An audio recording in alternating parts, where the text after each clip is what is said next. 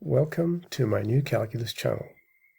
Today I'm going to teach you a proposition from Euclid's Elements from the original Greek that is available to us today and was written over 2,000 years ago.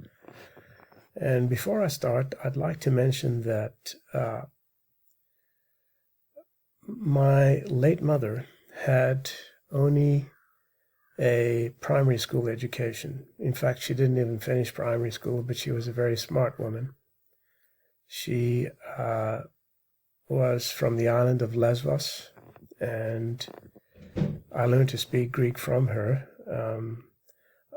She also encouraged me to teach myself Greek, and although her knowledge of Greek grammar and writing was very poor, she actually helped me to become more enthusiastic and to learn as much as I possibly could on my own. So she wrote down the Greek alphabet, and then I took it from there. Basically, I just taught myself the alphabet and started to read Greek. So my Greek is really not as good as somebody who is a professional at the Greek language. But at any rate, I'm actually dedicating this video to her, because I think if she were alive today, she would be very proud of me, being the discoverer of the new calculus and having accomplished something that no other human was able to do, which is the first and only rigorous formulation of the new calculus. So this video is dedicated to my late mother and her memory. So let's begin. Now, in Book 6 and Proposition 3, we see the statement of the proposition. So let me read it to you quickly. Εάν τριγώνου η γωνία δίχα τμηθεί ή δε τέμνουσα την γωνίαν ευθεία, τέμνει και την βάσιν τα της βάσιος τμήματα των αυτών 6 λόγων τες λιπές του τριγώνου, actually that's τριγώνου because the accent is on the omega, πλευρές. Και εάν τα της βάσιος τμήματα των αυτών έχει λόγων τες λιπές του τριγώνου πλευρές ή από της κορυφής επί την τομήν επιζευνημένη ευθεία δίχα τέμι την του τριγώνου γωνία.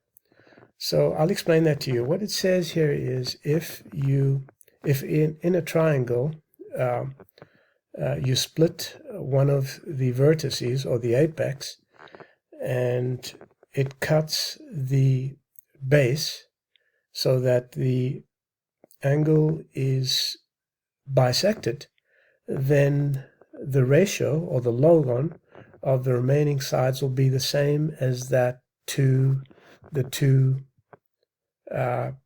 baselines. And so let me just demonstrate that to you using a GeoGebra applet.